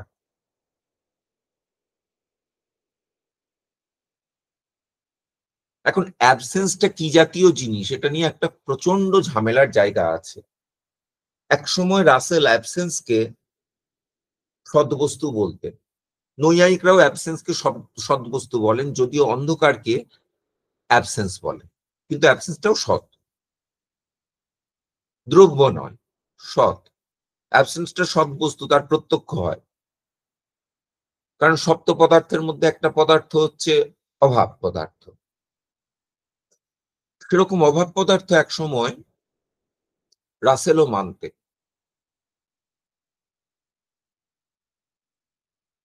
এখন এই অভাবের সত্তা কি? এবার যদি উইটগেনস্টাইনে যাও, দেখবে উইটগেনস্টাইন কি বলেছেন, the world is the totality of facts not of things. তার মানে এলিমেন্টস এর বিষয় নয় ওয়ার্ল্ডটা, এলিমেন্টের কম্বিনেশন নয়, ফ্যাক্টস বা ইভেন্টস এর কম্বিনেশন হচ্ছে ওয়ার্ল্ড, ফ্যাক্টের কম্বিনেশন, যেগুলো কান্টের কাছে হয়ে যাবে জাজমেন্টস। জাজমেন্টস এর কম্বিনেশন, কনসেপ্টস এর কম্বিনেশন নয়, মানে কমপ্লেক্স যাকে রিপ্রেজেন্ট করে তার কম্বিনেশন নয়, জাজমেন্ট যাকে রিপ্রেজেন্ট করে তার combination. World is the totality of facts. তারপরে তিনি কি বলছেন, the sum total of positive facts determine the sum total of negative facts. তার মানে কি, নেগেটিভ ফ্যাক্ট বলে অতিরিক্ত কিছু নেই, অভাব বলে কিছু নেই অতিরিক্ত। Sum total of positive fact ওটাই আছে, ওটাই ডিটারমিন করে দেয় অন্য যে পসিবল স্টেট অফ অ্যাফেয়ার যেগুলো হতে পারত সেইগুলো নেই, ওটাই প্রমাণ করে দেয়। অতিরিক্ত না থাকাটাও একটা থাকা, এটা উনি বলতে চাইছেন না।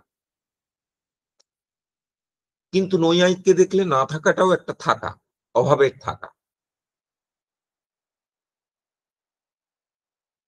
কান্টের এখানে মতটা অদ্ভুত। উনি বলতে চাইবেন যে দেখো,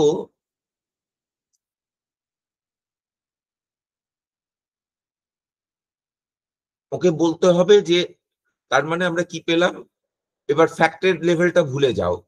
উইটগেনস্টাইন এটা ফ্যাক্টের লেভেলে নিয়ে গেছেন, মানে কান্টের ভাষায় জাজমেন্টের লেভেলে, কিন্তু এখানে প্রপার্টির লেভেলে এসো, বা নৈয়ায়িকের মতো বস্তুর লেভেলে এসো। সেই লেভেলটায় যদি আসো, তাহলে আমরা প্রপার্টি দু রকমের হতে পারে, পজিটিভ প্রপার্টি আর নেগেটিভ প্রপার্টি। তুমি সৎ না হলে তুমি অসৎ, তুমি জ্ঞানী না হলে তুমি অজ্ঞানী। পজিটিভ প্রপার্টি হয়, নেগেটিভ প্রপার্টি হয়। এখন এই দুটোর মধ্যে ইকুইভ্যালেন্স, এই ডাবল নেগেশনের ইকুইভ্যালেন্সটা কান্ট মানছেন না, ট্রান্সেন্ডেন্টাল ফিলসফিতে আসছে না, দুটো আলাদা প্রপার্টি। যেমন জেনারেল লজিকে ডাবল নেগেশনের প্রিন্সিপালটা কাজ করে, মানে আলোকের অ্যাবসেন্স মানে আলোকাভাব, আলোকাভাবের অভাব মানে আলোক। নৈয়ায়িক এটা একটু কোয়ালিফাইড ওয়েতে বলেন, বলেন অত্যন্তাভাবের অত্যন্তাভাবটার প্রতিযোগী স্বরূপ, কিন্তু অন্যান্য ভাবের অত্যন্তাভাবটা প্রতিযোগিতা আবচ্ছেদক স্বরূপ। কাজেই ডাবল নেগেশনটা সবসময় কাজ করে না, প্রিন্সিপালটা সবসময় ওইভাবে কাজ করে না, ওর স্পেসিফিকেশন আছে। কিন্তু কান্টের ক্ষেত্রে অন্যরকম। কান্ট বলছেন দেখো, যেমন আলোক আছে তেমন জগতে অন্ধকার আছে, কনসেপচুয়ালি, কান্ট তো কনসেপচুয়ালি সবকিছু বোঝেন। অন্ধকার আছে, তার মানে দ্রব্যরূপে আছে, that is not his concern. তার কনসার্ন কনসেপ্টস নিয়ে। ওরা মেটাফিজিক্স নিয়ে চিন্তা করছিলেন, কান্ট কিন্তু এখানে কনসেপ্ট নিয়ে চিন্তা করছেন। আলোকও আছে, আলোকের অভাবও আছে।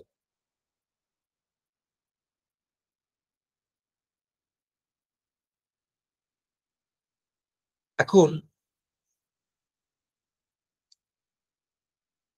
আলোকের অভাব মানে অন্ধকার আছে, সরি অন্ধকার আছে, অন্ধকারটা জাস্ট আলোকের অভাব নয়, এটা একটা নেগেটিভ প্রপার্টি। কারণ সব জায়গায় তুমি এরকম বলতে পারবে না, ওই ইকুইভ্যালেন্সটা তুমি দেখাতে পারবে না। হ্যাঁ, তুমি দারিদ্র্যকে বলতে পারো অর্থের অভাব, কিন্তু সমৃদ্ধিটাকে তুমি এটা বলতে পারো দারিদ্র্যের অভাব? এটা তো বলা যায় না। সমৃদ্ধিটা দারিদ্র্যের অভাব নয়, দারিদ্র্যটা তুমি সমৃদ্ধির অভাব বলে বলতে পারো, তাও বলতে পারো, কিন্তু সমৃদ্ধিটাকে দারিদ্র্যের অভাব, ওই লোকটা খুব অনেক টাকা পয়সা আছে, তার মানে ওর দারিদ্র্যের অভাব আছে, এই কথাটা খুব হাস্যকর কথা হবে। ও খুব জ্ঞানী, তার মানে ওর খুব অজ্ঞানের অভাব আছে, এটা খুব হাস্যকর কথা। অজ্ঞানী মানে জ্ঞানের অভাব আছে, সত্যি করে অজ্ঞানীটা জ্ঞানের উপর নির্ভর করে। তার মানে নেগেটিভ প্রপার্টিটা পজিটিভ প্রপার্টির উপর নির্ভর করে, কিন্তু পজিটিভ প্রপার্টিটা নেগেটিভ প্রপার্টির উপর নির্ভর করে না। কিন্তু দুটো যে আলাদা এটা বোঝা যায় এই কারণে ওই ইকুইভ্যালেন্সটা হয় না। তুমি জ্ঞানীকে অজ্ঞানের অভাব দিয়ে বোঝাতে পারবে না, যদিও অজ্ঞানীকে জ্ঞানের অভাব দিয়ে বোঝাতে পারবে, ওয়ান ওয়ে। সেই জন্য কান্ট এই যুক্তিতে বলছেন, আমি বললাম এটা কন্ট্রোভার্সিয়াল, এখানে তোমরা প্রশ্ন তুলতে পারো, কিন্তু কান্ট যেভাবে বুঝছেন, কান্ট মনে করছেন যে ওইখানে যদি ওটা জাস্ট অভাব হতো তাহলে ওই নেগেশন দিয়ে তুমি এটা ওটাকে ইকুইভ্যালেন্ট করে দিতে পারতে, ডাবল নেগেশন করে ইকুইভ্যালেন্ট করে দিতে পারতে, কিন্তু ডাবল নেগেশন করে ইকুইভ্যালেন্ট ওখানে করা যায় না। কাজে তুমি এইটা এখানে করতে পারবে না। এবার কান্ট আরো একটা কন্ট্রোভার্সিয়াল দাবি করছেন, পরের পয়েন্ট, যে কোনো বস্তু নাও, হয় সেই এবং যে কোনো একটা প্রপার্টি নাও, হয় সেই প্রপার্টিটা সেই বস্তুতে লাগবে, না হলে তার নেগেশনটা লাগবে। সাংঘাতিক দাবি।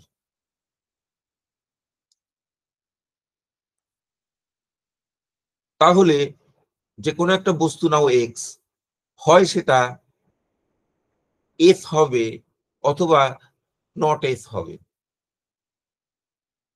এইভাবে আমরা লজিক করে অভ্যস্ত, কিন্তু সাংঘাতিক কেন?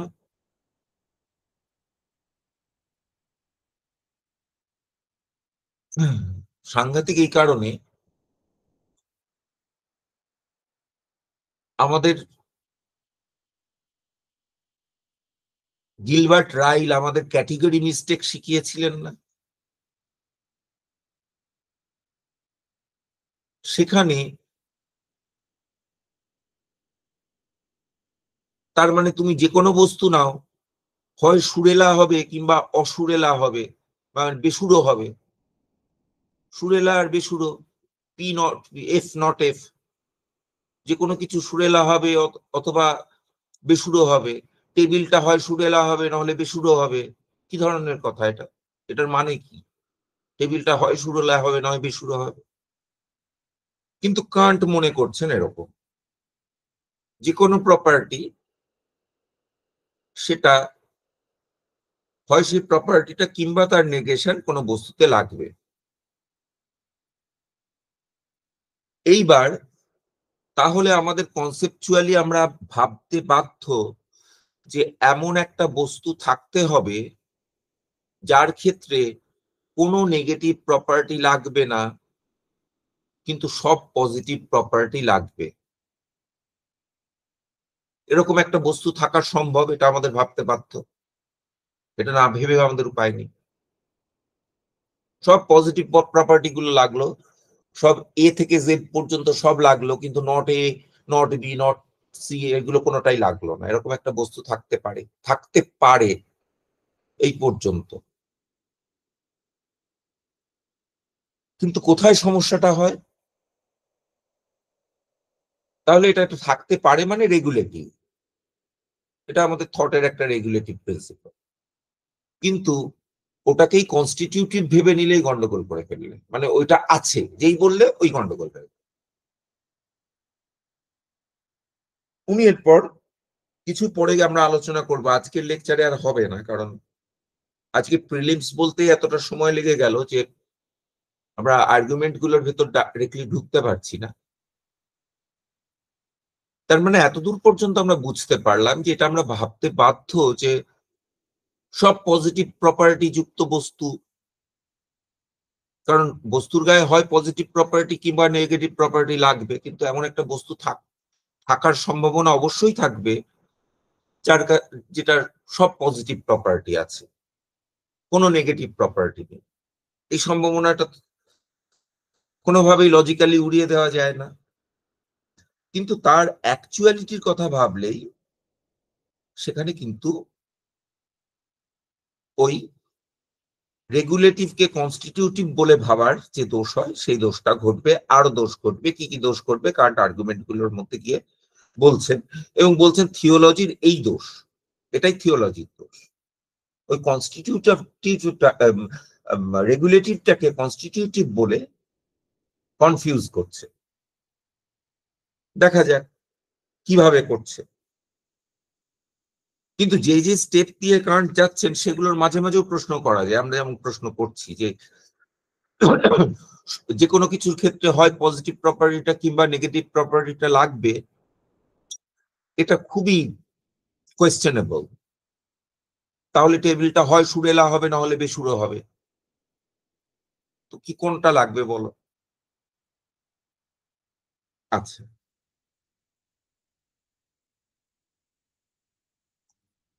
তার মানে নেগেটিভ প্রপার্টিটাও রিয়েলিটির একটা আসপেক্টকে, আমরা নেগেশন নিয়ে যেখানে আলোচনা করেছিলাম সেখানে আমরা বলেছিলাম নেগেশনের কতগুলো 4টে টাইপ বলেছিলাম, সেখানে আলোচনা করেছিলাম যে নেগেশন ও রিয়েলিটির ডাইমেনশনকে বোঝায়।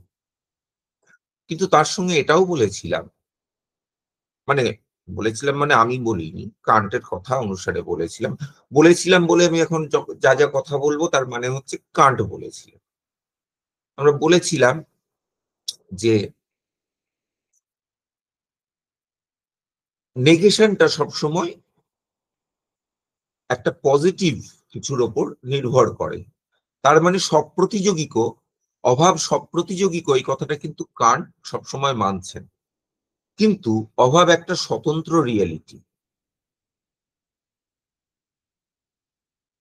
মানে রিয়েলিটির একটা ডাইমেনশন। যেমন আলোক থাকাটা,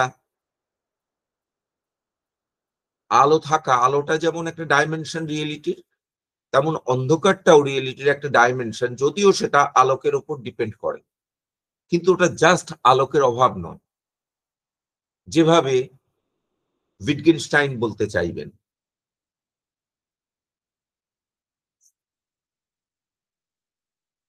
লাল হওয়াটাই না, লাল না হওয়াটা মানে হলুদ সবুজ ইত্যাদি না হওয়ার, এগুলোকে ডিটারমিন করে দেয়, এটা উইটগেনস্টাইন বলতে চাইবেন। কিন্তু লজিক্যালি এটা ব্যাখ্যা করতে গিয়ে খুব মুশকিল হবে। দেখো এখানে একটা সমস্যা আছে। কান্টের ট্রান্সেন্ডেন্টাল ফিলসফিতে এটা খুব সুন্দরভাবে ব্যাখ্যা করা যায়, অন্য ফিলসফিতে ব্যাখ্যা করতে পারবেন। সিম্পল একটা statement now, the table is brown. এর থেকে তুমি ইমিডিয়েটলি ইনফার করতে পারো, কোনো অসুবিধা হয় না, the table is not green. কিভাবে ইনফার করলে, কোন নিয়ম অনুসারে ইনফার করলে? উইটগেনস্টাইনকে জিজ্ঞাসা করো কোন নিয়ম অনুসারে ইনফার করা যাবে। ফ্রেগেকে জিজ্ঞাসা করো, রাসেলকে জিজ্ঞাসা করো কোন নিয়ম অনুসারে এটা ইনফার করা যাবে। আমরা তো করতে পারি, করতে তো পারি actually. The table is brown মানে, ব্রাউন মানে all over brown. Table is brown, therefore the table is not green. এইটা কি করে তুমি ইনফার করতে পারো?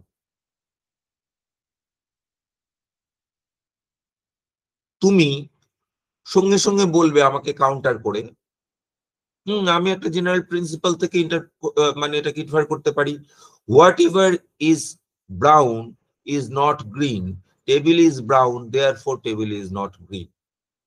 এখন বলবো what ever is brown is not green, এটা কি করে জানলে? কোন লজিক থেকে এটা ফলো করে, কোন প্রেমিস থেকে এটা ফলো করে? কোনো প্রেমিস পাবে না। এটা কান্টের ফিলসফিতে খুব সুন্দরভাবে ব্যাখ্যা করা যায়। কেন? কান্ট কনসেপচুয়ালিস্ট। কান্ট বলবেন ব্রাউনের কনসেপ্ট আর গ্রিনের কনসেপ্টের মধ্যে ইনকম্প্যাটিবিলিটি আছে। এটা লজিক্যাল ইনকম্প্যাটিবিলিটি নয়, এটা ট্রান্সেন্ডেন্টাল বা কনসেপচুয়াল ইনকম্প্যাটিবিলিটি। সেই ট্রান্সেন্ডেন্টাল ইনকম্প্যাটিবিলিটি থেকে আমি the table is brown therefore the table is not green এটা ইনফার করতে পারি। তুমি দেখো এর মধ্যে কোনো লজিক্যাল ইনকনসিস্টেন্সি তুমি দেখাতে পারবে না, কিন্তু একটা কনসেপচুয়াল ইনকনসিস্টেন্সি দেখাতে পারবে। ইনকম্প্যাটিবিলিটি, ইনকনসিস্টেন্সি নয়, ইনকম্প্যাটিবিলিটি দেখাতে পারবে। যে ব্রাউন হলে সত্যি করে আমরা কনসেপচুয়ালি বুঝি, যেটা ব্রাউন হলে ওটা গ্রিন হতে পারে না। এটা বুঝতে গেলে জাস্ট ব্রাউন শব্দটার মানে আর গ্রিন শব্দটার মানে বুঝে এটা হবে না, কনসেপ্টটা বুঝতে হবে, যে এই কনসেপ্টটা ওই কনসেপ্টের সঙ্গে যায় না। All over brown and all over green এই দুটো কনসেপ্ট একই সঙ্গে যায় না। তাহলে এখানে কনসেপচুয়াল ইনকম্প্যাটিবিলিটি আছে। কারণ এখানে যেহেতু কনসেপচুয়ালি বলছেন, তাই বলছেন এগুলোকে কিন্তু প্রত্যেকটাকে আলাদা আলাদা কনসেপ্ট হিসাবে ধরতে হবে। কিছু কিছু কনসেপ্টের মধ্যে ইনকম্প্যাটিবিলিটি আছে, যেমন লাইট অ্যান্ড ডার্কনেস। ঠিক একইভাবে দুটোই কিন্তু পজিটিভ কনসেপ্ট। ঠিক যেমন ভাবে ব্রাউন আর গ্রিন দুটো পজিটিভ কনসেপ্ট। যদি লাইট থাকে আমি বুঝবো ডার্কনেস নেই, যদি ডার্কনেস থাকে বুঝবো লাইট নেই। তার মানে এটা নয় ডার্কনেসটা লাইটের অভাব। ঠিক যেমন ভাবে আমি ব্রাউন হলে বুঝি গ্রিন নয়, তার মানে এটা নয় গ্রিনটা ব্রাউনের অভাব। পার্থক্যটা কি বোঝা গেল? তাহলে আমি আগে একটু এগোই, থামতে হবে আবার, আমাদের সময় হয়ে গেছে। হ্যাঁ স্যার, ক্লিয়ার। হ্যাঁ,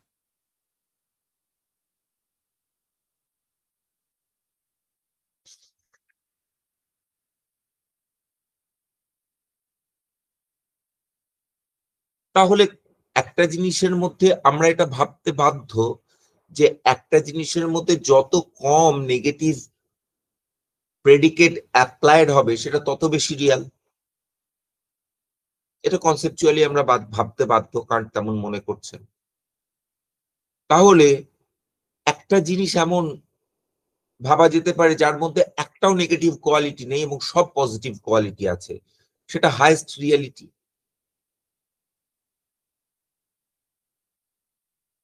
তাহলে হাইয়েস্ট রিয়ালিটির কনসেপ্ট আমরা পেয়ে গেলাম। কিন্তু কান্ট বলছেন এই যে হাইয়েস্ট রিয়েলিটির কনসেপ্ট পেলাম তার মানে আমি হাইয়েস্ট রিয়েলিটি পেয়ে গেলাম, এই দুটো কিন্তু এক কথা নয়। এই যে সূক্ষ্ম পার্থক্যটা, এটাই থিওলজিশিয়ানরা ভুল করেন, থিওলজিস্টরা ভুল করেন এখানটায়। হাইয়েস্ট রিয়েলিটির কনসেপ্ট পেয়ে গেলাম মানে হাইয়েস্ট রিয়েলিটি পেয়ে গেলাম, হাইয়েস্ট রিয়েলিটি আছে, এইটা না হতে পারে, ওটা আইডিয়াল।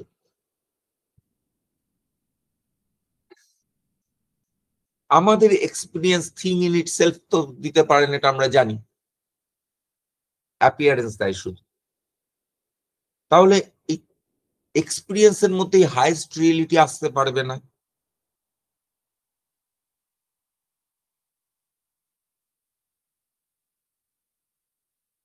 কিন্তু এই হাইয়েস্ট রিয়েলিটিটা আমরা, কারণ সবসময় বলেছিলেন ওই আলটিমেটটা, আগেও আলোচনা করেছিলেন যেখানে উনি ম্যাগনিটিউড নিয়ে আলোচনা করছেন, মানে সেকেন্ড ক্যাটেগরি গুলো যেগুলো হচ্ছে কোয়ান্টিটি নিয়ে, সেখানে ম্যাগনিটিউডের কথা ছিল। তার দরজাটা একটু খুলে, সেখানে ম্যাগনিটিউডের কথাটা বারবার এসেছিল।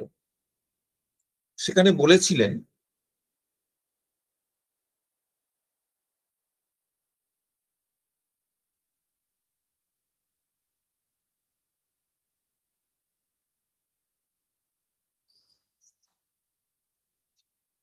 একটু মনে করো, সেখানে এই কথাটা বলেছিলেন যে আমরা কোনো আমাদের এক্সপিরিয়েন্সে কোনো একটা গিভেন ম্যাগনিটিউড আসে, কোনো একটা পার্টিকুলার ম্যাগনিটিউড আসে, ওই সা থেকে নি পর্যন্ত যে কোনো একটা হয়। আমরা সেখানে এক্সাম্পলটা নিয়ে বলেছিলাম যে আমি পার্টিকুলার ম্যাগনিটিউড বুঝতে পারি যদি আমি বেস ম্যাগনিটিউডটা বুঝতে পারি, কোনটা সা কোনটা পা, সেটা যদি আমি ধরে ফেলতে পারি তাহলে ওটা নি হচ্ছে না রে হচ্ছে সেটা আমি বুঝতে পারবো। তো তার মানেটা কি? আমার ওই আলটিমেটটাকে বুঝতে হবে আগে, বেসটাকে বুঝতে হবে, তাহলে আমার এক্সপিরিয়েন্সের মানে দাঁড়ায়। এক্সপিরিয়েন্সের একটা মানেও তো হয়, সেই মানেটা করতে পারি, তাহলে এটা আমি করতে পারবো। ওই আইডিয়ালটা থাকলে তাহলে আমি এক্সপিরিয়েন্সের মানে করতে পারি, এটা বেশি রিয়াল এটা কম রিয়াল আমি বুঝতে পারি। ওই 4 রকমের রিয়েলিটি বলেছেন না অদ্বৈত বেদান্তি, মানে রিয়েলিটির 4টে স্তর, যদিও 3টে রিয়েলিটি স্তর একটা আনরিয়েলিটি স্তর, কিন্তু 3 রকমের সত্তা। বলেছেন সেটা বুঝতে পারি যদি আলটিমেট সত্তাটাকে বুঝতে পারি। এখন কান্ট বলছেন এটা আমার একটা কন্ডিশন, ট্রান্সেন্ডেন্টাল কন্ডিশন, কিন্তু এর মানে এটা নয় যে ওই জিনিসটা আছে। অদ্বৈত বেদান্তি বলবেন ওইটা আছে, কিন্তু কান্ট বলবেন এটার মানে ওটা নয় যে এটা আছে।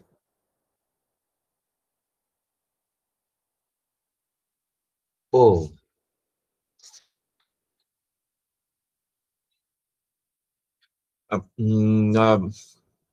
ওটা আছে, এই এই জাম্পটা করা যাবে না, কান্ট এটা বলবেন। কিন্তু ওইটা না হলে, ওই আইডিয়ালটা না থাকলে, এই জন্য বলছেন আইডিয়াল অফ, ওই আলটিমেটটা হচ্ছে সব পজিটিভ কোয়ালিটি। তার আইডিয়ালটা কি? এখনো কিন্তু গডের কথা আসেনি। আইডিয়ালটা হচ্ছে সব পজিটিভ কোয়ালিটির কম্বিনেশন। কম্বিনেশন যেহেতু, সেহেতু এটা ডিসজাংশন, ডিসজাংশনই কম্বিনেশন হয়। আচ্ছা, এটা প্রিসাপোজিশন। এই জন্য ট্রান্সেন্ডেন্টাল এটা আইডিয়াল, এটা রিয়েল অ্যান্ড ইন্ডিভিডুয়াল। ওই যে ইন্ডিভিডুয়াল, পার্টিকুলার। এখনো গড নামটা নেননি উনি, একটু পরে গিয়ে নেবেন। আজকে সেটার ভেতর ঢুকছি না, আমি নিয়েছি 2-4 বার গডের নাম। গড আল্লাহর নাম না নিলে হয় না, তাই নিয়েছি, কিন্তু উনি নেননি এখনো পর্যন্ত।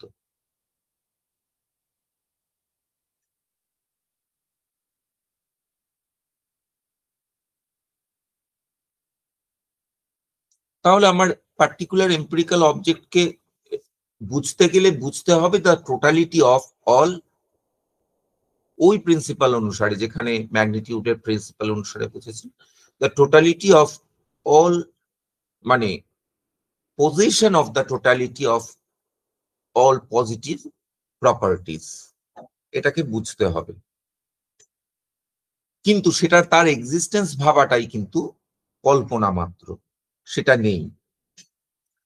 কান্ট এখানে তাহলে ধরে ধরে দেখাবেন যে কি দোষ হয় যখন আমি ওই কনসেপ্টটাকে, ওই আইডিয়ালটাকে রিয়াল বলে মনে করি। আইডিয়াল আমার অনেক থাকতে পারে, কিন্তু তার মানে সেটা কেউ, দেখো, আমি যখন ভাবি যে আমি আরো জানবো আরো জানবো, কেউ ওই জিনিসটা জানে দেখে ভাবলাম যে ওটা জানে, আমি জানি না, আমি ওই বিষয়টা একটু পড়ে দেখি। এই যে আরো জানবো, তার মানে আমার মাথায় এটা রয়েছে, আমার মনে এটা রয়েছে যে আরো জানা বলে একটা কিছু হয়। আরো মানে কি? কতটা হলে আরো হয়? এর কোনো শেষ নেই। ওই তোমরা আবার ওই সিনেমার ডায়লগ বলো না, জানার কোনো শেষ নাই, জানার চেষ্টা বৃথা তাই, ওরকম বলো না। কিন্তু একটা হতে পারে সব জানতা বলেও শব্দও আছে, সিনেমায় ওই ডায়লগটা আছে, কিন্তু আবার সব জানতা বলে একটা শব্দ আছে। তেমন সব জানতা, অমনিসায়েন্স বলেও একটা কথা আছে। তাহলে আমি আরো জানবো, সেটার মানে হচ্ছে আমি সব জানতার দিকে এগোবো। আমি এটা জানি না, ওটা জানি না, এই নেগেটিভ প্রপার্টি গুলো এক এক করে আমার হাত গায়ের থেকে খসে পড়ছে। জানি জানি প্রপার্টি গুলো বেশি লাগছে, তাই আমার জ্ঞান রাজ্যটা আরো বেশি রিয়াল হয়ে উঠছে কান্টের মতো। কাজেই আমার বিজ্ঞতা, এই ধর্মটা আরো বেশি বেশি রিয়াল হয়ে উঠছে। কিন্তু তার মানে এটা নয় যে সত্যি করেই সর্বজ্ঞ বলে একজন কেউ আছে, এটা প্রমাণিত হয় না। আইডিয়াল থাকলেই সেই আইডিয়ালটা যে আছে এমনটা হয় না। রাদার আমরা দেখি যে আইডিয়াল একটা থাকে, কিন্তু সেরকম কেউ নেই। বঙ্কিমচন্দ্র এক জায়গায় বলছেন যে আদর্শ মানুষ হওয়ার চেষ্টা করতে হবে। তার মানে আমি আদর্শ মানুষ হয়ে যাব? কখনোই হতে পারবো না, আমি তো ফাইনাইট বিং, সম্ভব নয়। কান্টও সেই কথাই বলবে। তারপরে বঙ্কিমচন্দ্র পরের কথাটা বলছে যে আদর্শ মানুষ, ওকে ছাত্র জিজ্ঞাসা করছে, যে শিষ্য জিজ্ঞাসা করছে, যে গুরু শিষ্য ডায়লগ হচ্ছে, ওই ধর্মতত্ত্ব গুরু শিষ্য ডায়লগ হচ্ছে, সেখানে শিষ্য জিজ্ঞাসা করছে তাহলে আমরা এগোবো কি করে? এরকম আইডিয়াল যদি কেউ না থাকে, আদর্শ মানুষ যদি কেউ না থাকে, তখন ওর উত্তর হচ্ছে, উত্তরটা মানো বা না মানো, যে উনি তো বৈষ্ণব, কাজে ওই দিকেই টানবেন উত্তরটা, যে হ্যাঁ এরকম জীবিত মানুষ নাও থাকতে পারে, অন্তত পৌরাণিক মানুষ আছে, যেমন রামচন্দ্র, যেমন শ্রীকৃষ্ণ। উনি প্রচন্ড ভাবে কৃষ্ণ চরিত্র বলে একটা লিখেছিলেন, লেখা সেই, তাতে সেই গ্রন্থে প্রচন্ড ভাবে চেষ্টা করেছেন কৃষ্ণকে আইডিয়াল দেখাতে। সে কৃষ্ণ ওরই কৃষ্ণ, সে কৃষ্ণের সঙ্গে আসলে এই কৃষ্ণের যে কৃষ্ণকে তোমরা চেনো তার সম্পূর্ণ মিল নেই, ওরই কৃষ্ণ। তিনি খুব অনেক জায়গায় যেখানে মেলে না উনি বলে দেন তো প্রক্ষিপ্ত, ওটা প্রক্ষিপ্ত। যাই হোক, সেই বঙ্কিমচন্দ্র আলোচনার বিষয় নয়, বা অবতার, এরা তো অবতারও আলোচনার বিষয় না, এখানে ঈশ্বর আলোচনা করা হচ্ছে। আমরা এখনো ঈশ্বর কথাটা বলিনি। কেউ কিছু একটা আইডিয়াল আছে, সেটা রিয়েল হতে হবে এমন কোনো দায় নেই, সেটা রিয়েল নাও হতে পারে। রিয়েল যারা বলছেন তারা কিছু যুক্তি দিয়েছেন যে সেটা রিয়েল, সেটা আছে। কি কি যুক্তি দিয়েছেন আমরা সাধারণত জানি, 3 রকম যুক্তি দেওয়া হয় মোটা দাগে। একটা অন্টোলজিক্যাল আর্গুমেন্ট, তোমরা ক্লাসে পড়াও ম্যাক্সিমাম তোমরা। অন্টোলজিক্যাল আর্গুমেন্ট, কসমোলজিক্যাল আর্গুমেন্ট, আরেকটা টেলিওলজিক্যাল আর্গুমেন্ট। তো উনি অন্টোলজিক্যাল কসমোলজিক্যাল এই দুটোকে বলেছেন, এবং টেলিওলজিক্যালটাকে উনি বলেছেন মানে উনি বলছেন যে ফিজিকো থিওলজিক্যাল আর্গুমেন্ট, ওটার নাম দিয়েছেন, যেটাকে আমরা কসমোলজিক্যাল আর্গুমেন্ট, টেলিওলজিক্যাল আর্গুমেন্ট বলি। উনি বলেছেন ফিজিকো থিওলজিক্যাল আর্গুমেন্ট। কেন বলেছেন পরে বলবো, কিন্তু অর্ডারটা এইরকম, আগে কসমোলজিক্যাল, তারপরে আগে অন্টোলজিক্যাল, তারপর কসমোলজিক্যাল, তারপরে ফিজিকো থিওলজিক্যাল আর্গুমেন্ট। এবং তিনটেকেই বলেছেন এই তিনটে হেত্তাভাস হচ্ছে। কিন্তু এই অর্ডারে বলার একটা কারণ আছে, অন্টোলজিক্যাল আর্গুমেন্টটাই বেসিস, কারণ কনসেপ্ট থেকে তো রিয়েলিটিতে যেতে হবে। তো ওইখানেই কনসেপ্ট থেকে রিয়েলিটিতে জাম্পটা হচ্ছে, সেইখানটা উনি কেটে দিচ্ছেন। তারপরে বলছেন বাকি আর্গুমেন্ট দুটো কোনো না কোনো ভাবে এইটার উপর নির্ভরশীল, বাকি আর্গুমেন্ট দুটো আরো ফ্যালাসি হয়, কিন্তু এই ফ্যালাসি গুলো, এটাই যেটাগুলো হয় সেগুলো তো হয়ই। আজকে আলোচনাটা এখানেই শেষ করছি। তোমাদের যদি কোনো প্রশ্ন থাকে তোমরা বলো। এটা তো সেকশন আর বলে দিলাম না, কারণ তোমরা তো বইয়ের ওই চ্যাপ্টারটাই খুললে পেয়ে যাবে, এটা চ্যাপ্টারের প্রথমেই আলোচনা আছে। কোনো প্রশ্ন থাকলে বলো, নাহলে আমরা এখানে আজকে শেষ করি। স্যার দুটো জায়গায় একটু, একটা হচ্ছে যে ওই সকল পজিটিভ কোয়ালিটির টোটালিটি, এটা কি লজিক্যালি পসিবল? মানে চিন্তা তো করতেই পারি এরকম, কিন্তু কান্ট কি বলবেন যে এটা কি যৌক্তিকভাবে বলা যেতে পারে? মানে এটা নিয়ে তো একটা আর্গিউ চলবে, তো সেখানে একটা লজিক থাকতে হবে, তো সেই পক্ষটা প্রতিস্থাপনটা কি লজিক্যালি পসিবল? আমি যে মানে সমস্যার কথাটা বললাম, ওই ক্যাটেগরি মিস্টেকের কথাটা, ওটা যদি বাদ দিয়ে দাও, যেভাবে লজিক চিন্তা করে, পি অর নট পি, হুম এই তো ভাবে ভাবে লজিক, ওই হুম লজিকটা তুমি ভাবো পি অর নট, এখানে কান্ট ওইভাবেই ভাবছে। তো ওইটা যদি ভাবো, তো যতগুলো থাকে P Q R S T এ থেকে জেড পর্যন্ত ধরলাম, এন টু হুম এন, অঙ্কে যেমন এন ধরে নেয়, এন ধরলাম, তো হুম সবকিছুতে এন পর্যন্ত আছে, এটা লজিক্যালি তো পসিবল। কেন পসিবল হবে না? এবং পসিবল নয়, ওটা ভাবাটা নেসেসারি বলছেন কান্ট, যেটা আমরা ভাববো, এবং ওটা ভাবি বলেই আমি এটা বুঝতে পারি ওটা এন পর্যন্ত পৌঁছায়নি, তাই আমি আমার ইমপারফেকশনকে বুঝতে পারি, আচ্ছা। কারণ ওটা আর একটা, আমার এন নাম্বার অফ প্রপার্টিজ নেই। আচ্ছা। না হলে তো যে কেউ যে ভাবে যে ওটা ফাইনাইট নাম্বার, ফাইনাইট নাম্বার ভাবলে সে ভাবে যে আমি তো ওই নিজেকে একদম, অনেকে আমরা বলি না নিজেকে একদম দেবতা ঈশ্বর ভাবছে, আমরা বলি না? তো হ্যাঁ। এটা আমরা বলি, তার মানে আমরা কি মনে করছি, যে ও যেন মনে করে ওর যা যা ক্ষমতা আছে, পজিটিভ জিনিস আছে, টাকা আছে, পয়সা আছে, শক্তি আছে, লোক বল আছে, এগুলোই যেন শুধুমাত্র পজিটিভ কোয়ালিটি, আর ও সেটা হাইয়েস্ট মাত্রায় আছে, ও এটা মনে করে। কিন্তু আচ্ছা। সেটা নয়, আমরা আমরা এটা বুঝতে পারি সেটা নয়, তাই আমরা বলি যে ওটা যেন ভাবছে, কিন্তু আসলে সেটা নয়। বুঝি যে এর থেকে প্রমাণিত হয় যে আমরা এটা বুঝি সব পজিটিভ কোয়ালিটি থাকা কাকে বলে, আর সেটার প্রেক্ষিতেই আমরা এটা বিচার করি যে আমরা ইমপারফেক্ট। বুঝলাম।